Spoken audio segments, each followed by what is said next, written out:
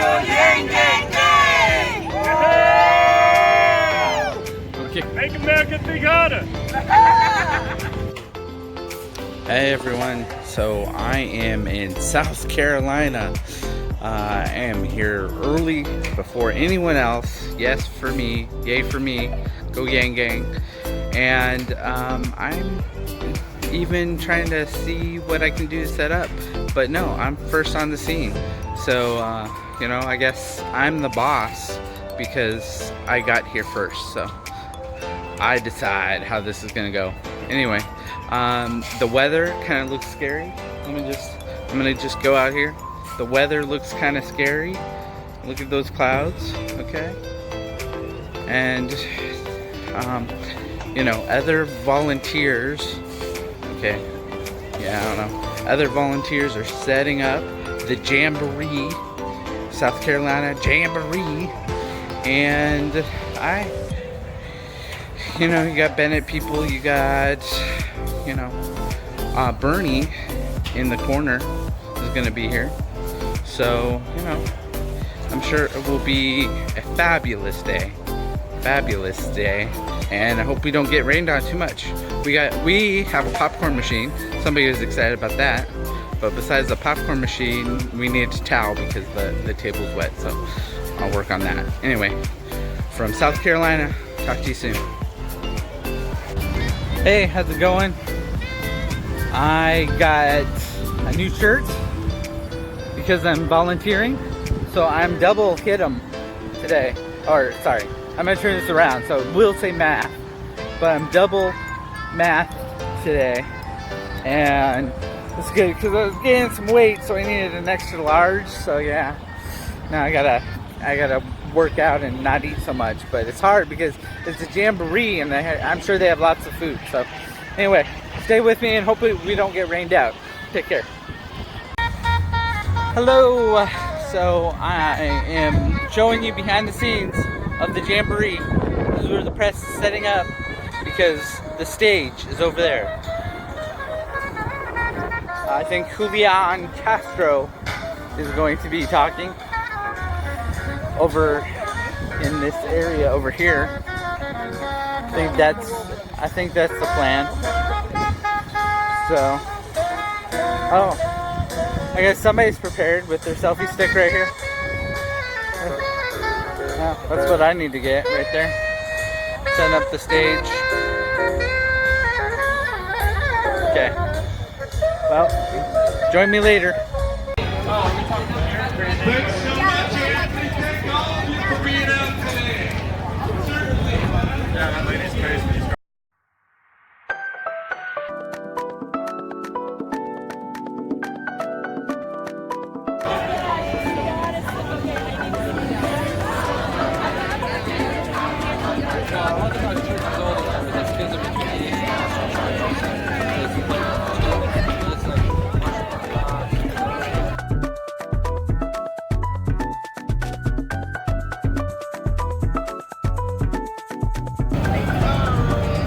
For Tom. Oh, your video. Yeah. Hi. Hi. It's Jermaine. The man, the myth, the legend. What's going on, baby?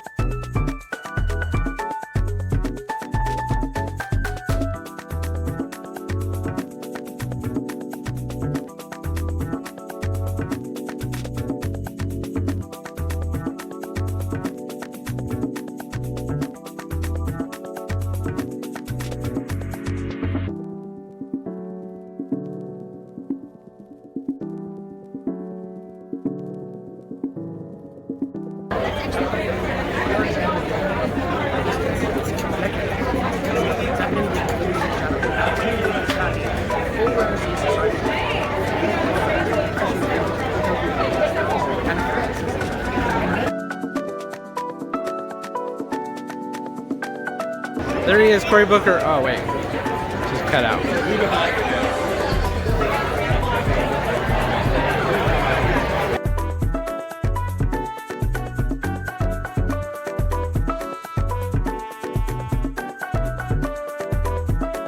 Chelsea and I called each other this morning and said, "What are you wearing? Let's match."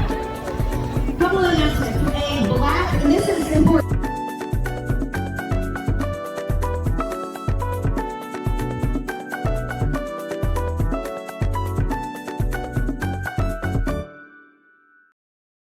We appreciate y'all coming out here. Obviously, Good, I'm not sure I've seen that. Yes. Did you customize that? I did. Yeah, I did. Yeah, that's a serious Okay. customization. Well, thank you. Thank you. Like, are we getting a soda? All right. You know I get center to it. Is your camera even shut? Yo, no, I'm Okay. getting it. Anyway, I'm a fan, obviously. Thank you for I'm a fan coming of to yours. Thank you. Charleston. Thank you. What do you have to say on National Yang Gang Day for the Yang Gang? Hey, Yang Gang, thank you so much for getting us to this point where we have a chance to make history together. Hope you're having a great day together with other Yang Gang members, doing something very wholesome and positive in the community. Let's show the rest of America that we can do much better for ourselves. Thank you guys. I love you all. See you soon. Thank you. It's awesome. So we are at the Jamboree here in South Carolina, and Andrew is, see that guy over there? He's getting ready to walk into the Jamboree grounds, you know, the Jamboree grounds area, and meet Yang Gang supporters, meet everybody here. And of course he's going to be on stage talking as well to South Carolinian voters, and that's his team behind me as well. We're trying to work out details and different plans going forward. I heard some behind the scenes talk about Evelyn and her appearance. They wouldn't let me film it, but they're talking about how they're going to bring her to the national stage. So all exciting stuff. Stay with me and we'll talk to you soon.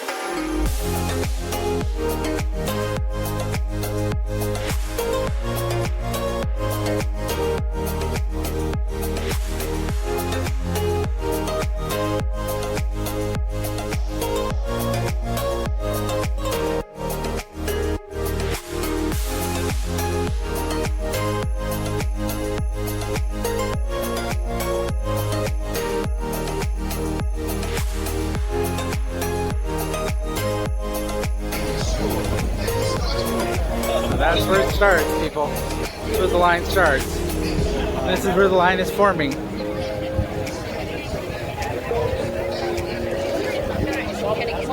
You get a selfie. You get a selfie. Everyone gets a selfie.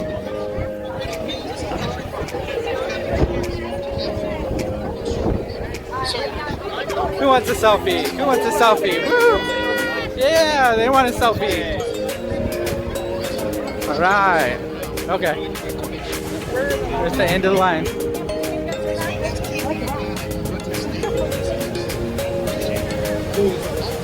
Oh, more people are coming. Stay in line for the selfie. Tired of winning. Well, I saw these ball watching that drop right in the field because he was in it.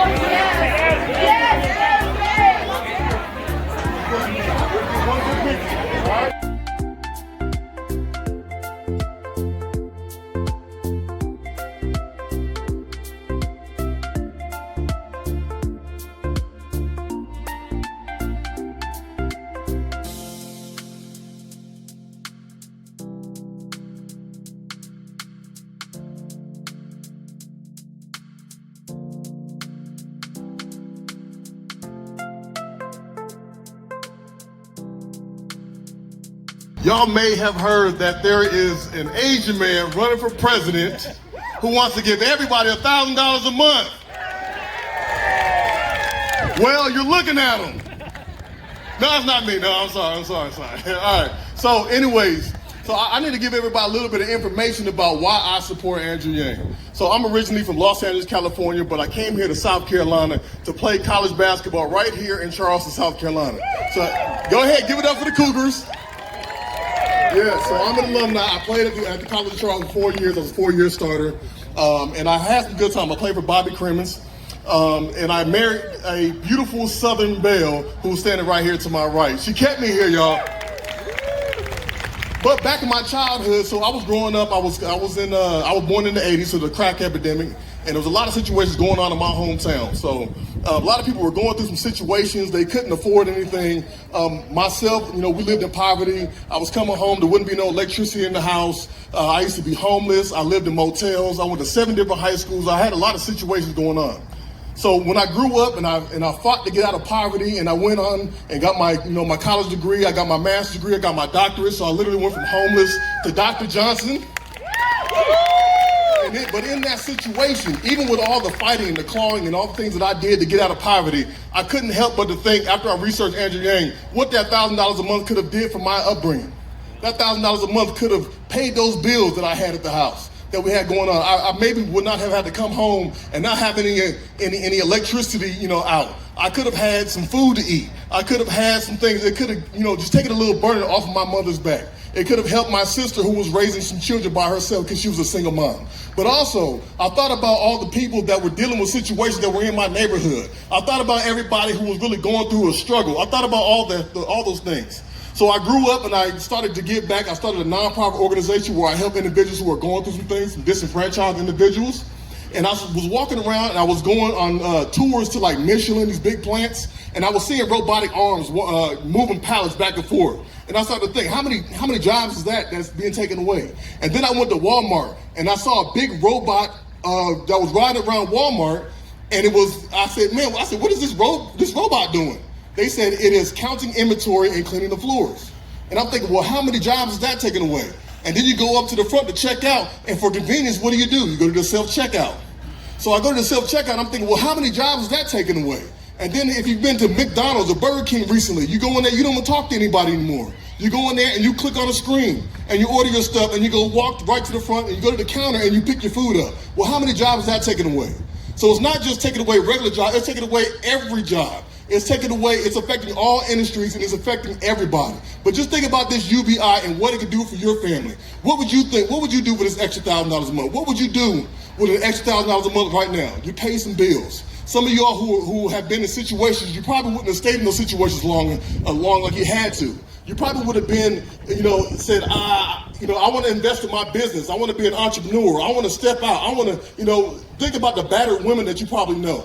Think about those women. They probably would have jumped out of those situations. They wouldn't have stayed around as long as they had to. I'm just thinking about this UBI and what it can do for humanity. And that's why this man's slogan is humanity first. We're all about humanity first. So, without further ado, before I bring this great, amazing man up here, I want you all to cheer for this man. I want him to get up here, and I don't want him to be able to say a word for the next 2 minutes. I want you to drown this man all the way out. I want you to drown him out. I want him to try to speak, and I want him to just, all him here is Andrew Yang or Yang Gang. Whatever it is y'all want to do, that's what I want to hear y'all do. So, without further ado, ladies and gentlemen, let me introduce to you the next President of the United States of America, Mr. Andrew Yang. Andrew Yang, Andrew Yang, Andrew Yang, Andrew Yang, Andrew Yang, Andrew Yang, Andrew Yang, Andrew. Hello, South Carolina! Andrew Yang. It's okay, you don't need to listen to Jermaine. I love you guys, though. I love the Yang Gang. Thank you all. It's tremendous to be here. You don't know it, you don't feel like it all the time, but you are among the most powerful people in our country today. Well, I did the math. Do you know how many Californians each South Carolinian is worth? About 500. So there are 500 people here today. That's like 250,000 Californians. It's like 6 football stadiums full of Californians. That's why presidential candidates will come to you all and present our vision for the future of this country, because you can actually control that future. Again, it doesn't feel like it. You're just living your lives. You're Democrats and independents and Republicans and conservatives who are here today. Mostly Democrats, though, am I right? But you all can turn this country in a whole new direction in just a few short months. And the question you all have to ask yourself is this. It's a question that Democrats have to get right in particular. The question is, how the heck did Donald Trump become our president in 2016? I mean, everyone here, you have friends and neighbors and family members, as do I, that voted for Donald Trump. And if you were to turn on cable news, to your point, why would you think that he's our president today? Russia. You all know Russia, yes. What else on that list? Facebook. Electoral College, Facebook, Hillary Clinton, the FBI, emails, all mixed together. But I did the math. There's a very clear and direct explanation for why he's our president, and this is what we have to take to the rest of the country. The reason why Donald Trump is our president is that we automated away 4 million manufacturing jobs in Ohio, Michigan, Pennsylvania, Wisconsin, Iowa, and tens of thousands right here in South Carolina. There's a straight line up between the adoption of industrial robots and automation in a voting area and the movement towards Donald Trump. Unfortunately, it's not going to stop at manufacturing. It's now going to shift to other parts of our economy. How many of you have noticed stores closing around where you live here in South Carolina? And why are those stores closing? Amazon, that's right, a one-word answer. Amazon sucking up another $20 billion in business every single year. How much did Amazon pay in taxes last year, South Carolina? Zero, that's right. They paid less in taxes than everyone here in this vast group of people. So that is your math, South Carolina. 20 billion out, zero back. 30% of your stores and malls are going to close in the next several years. And the most common job here and in most of the country is working as a retail clerk. The average retail worker is a 39-year-old woman making between $9 and $10 an hour. What is her next move going to be when her store closes? Like Jermaine said, how many of you have seen a self-serve kiosk in a fast food restaurant when you walked in? I have. McDonald's is going to roll self-serve kiosks out in every location in the country by 2021. Working in food service or food preparation is the third most common job in our country. When you all call the customer service line of a big company and you get the software voice on the other end, you probably do the exact same thing I do, which is you pound 000, say human, until you get someone on the line, right? Raise your hand if that's what you do. Yeah, put your hands up. I do the same thing. That software is super irritating. You like breathe a sigh of relief when you get a person on the line. But in several short years, the software is going to sound like this. Hey, Andrew, how's it going? What can I do for you? It's going to be fast, efficient, delightful. You might not even realize it's software. What is that going to mean for the 2.5 million Americans who work in call centers right now who make on average $12 to $14 an hour? Donald Trump is not the cause of all of our problems. He's a symptom. He's a manifestation. We're in the midst of the greatest economic transformation in the history of our country, what experts are calling the fourth industrial revolution. When is the last time you heard a politician say the words fourth industrial revolution? Yesterday on YouTube. Just now, am I right, South Carolina? And I'm barely a politician, in case you haven't noticed. I'm going to talk about one example that's near and dear to many of you. How many of you know a truck driver here in South Carolina? No surprise, driving a truck is the most common job in 29 states. And my friends in California are working on trucks that could drive themselves. They're motivated by the most American of reasons, the money.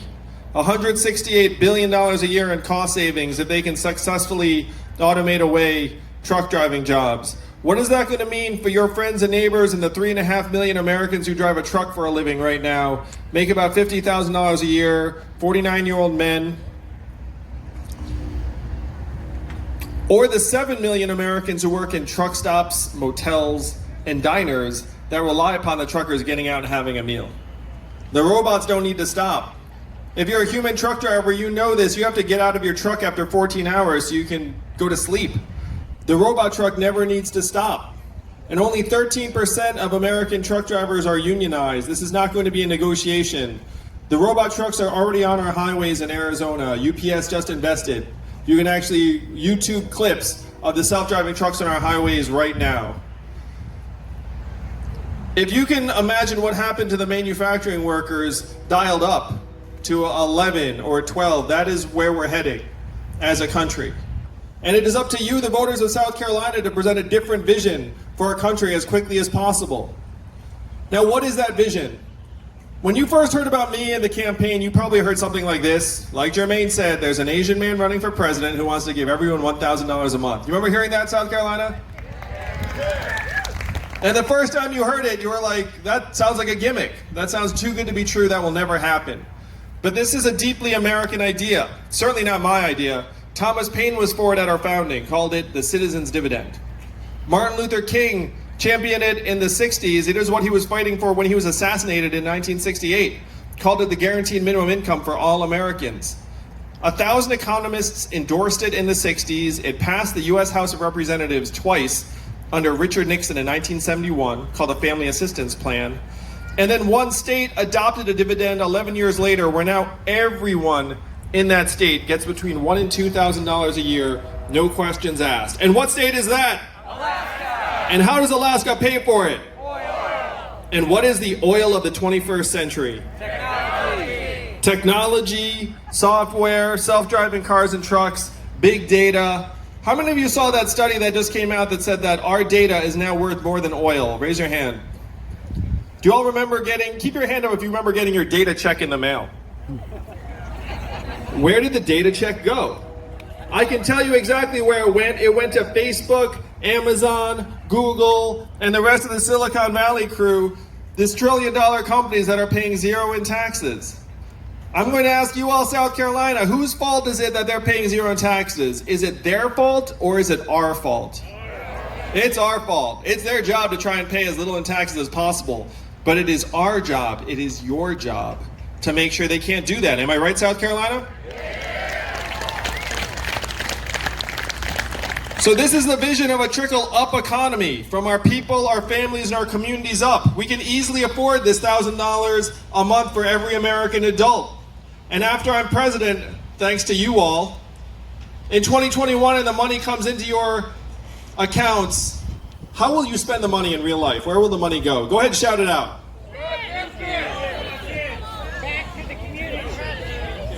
Clothing for the kids, start a business, tuition. How much of it would stay right here in South Carolina? Most of it. Almost all of it. A little bit of it would float up to the cloud. You'd upgrade your Netflix subscription, maybe buy an extra toaster on Amazon. But most of it would go to the things you spend money on every single day. Daycare expenses, car repairs you've been putting off, Little League signups, local organizations, local political causes. This is the trickle-up economy that you can make real as early as 2021. This is the vision of the economy we have to take to the rest of the country, and with you at the helm, it can spread like wildfire. Because right now we are heading off a cliff. We're going in the wrong direction. How many of you were excited about GDP when you woke up this morning? You're like, oh, even though it's a weekend, I'm gonna make a big contribution. Of course not, it's ridiculous. It's gotten so bizarre that our GDP is at record highs, also at record highs in America today. Stress, anxiety, student loan debt, even suicides and drug overdoses, all record highs. It has gotten so bad that our life expectancy has declined for 3 years in a row. Do you all want to know the last time America's life expectancy declined for 3 years in a row? 1980. I love you, Yang Gang. The Spanish flu of 1918, global pandemic that killed millions. That's the last time America's life expectancy declined for 3 years in a row. Now it is declining because suicides and drug overdoses have overtaken vehicle deaths as cause of death in the United States. But it's okay because GDP is high. That's the perversion of the economy that we're in right now. We're following GDP off a cliff, and even the inventor of GDP 100 years ago said this is a terrible measurement for national well-being and we should never use it as that. 100 years ago, here we are trumpeting it. So if you don't get excited about GDP when you wake up in the morning, South Carolina, what would get you excited if I say it got better in your towns and communities? Children's success. Childhood success rates, yeah, as a parent, how many would get excited about that? How about clean air and clean water? How about mental health and freedom from substance abuse? How about our own health and life expectancy? These are the measurements we should be using for our own progress, and as your president, I will update GDP to the new American scorecard, and I will present it to you all every year at the State of the Union. I will be the first president to use a PowerPoint deck at the State of the Union. PowerPoint, PowerPoint, PowerPoint. I'm going to touch on education a little bit because teachers are so important. How many of y'all are teachers? Right now, teachers are being treated like costs when it's actually the opposite. You all are investments.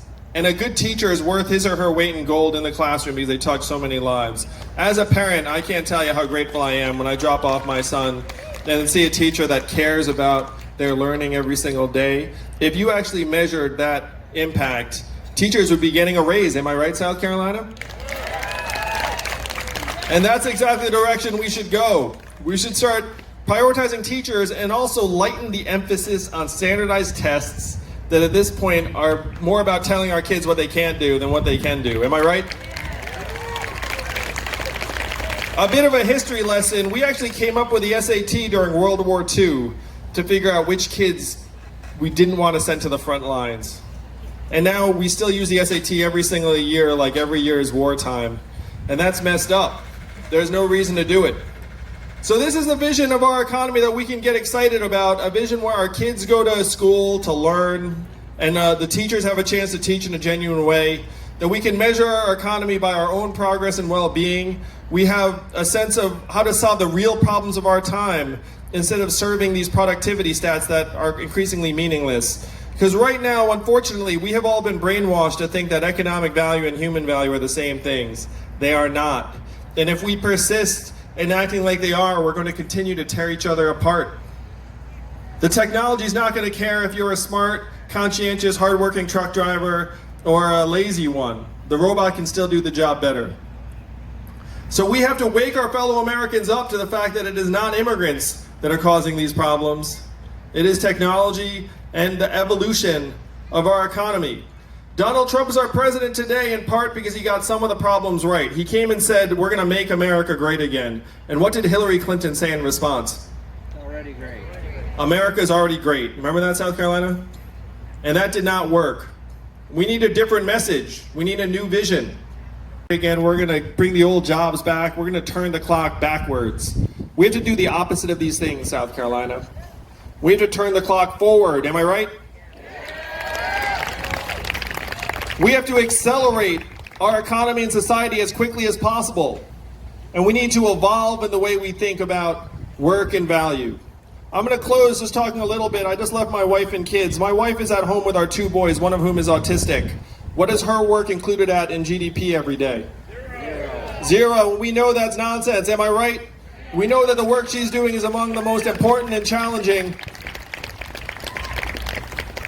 This is the vision of a human-centered economy that we have to present to the rest of our countrymen and women as quickly as possible. And I'm the ideal candidate to bring this message because the opposite of Donald Trump is an Asian man who likes math. Thank you very much, South Carolina.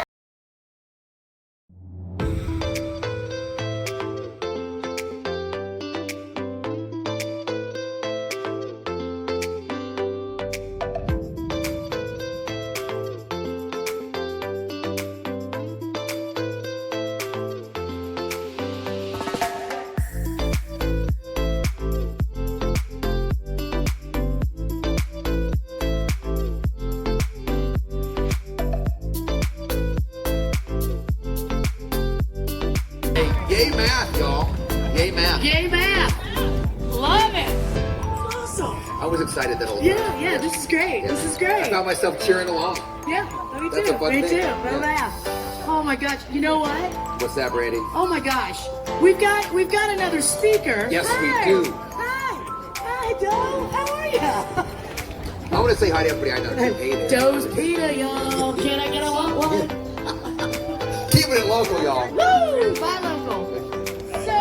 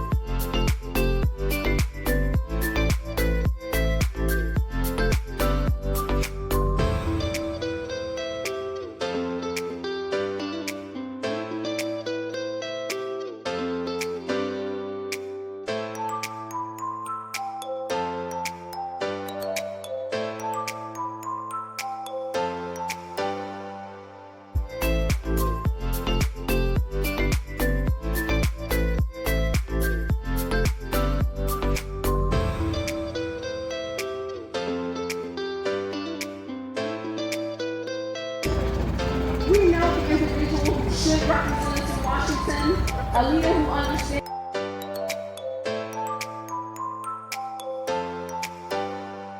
Video so you can say whatever you want. Yeah.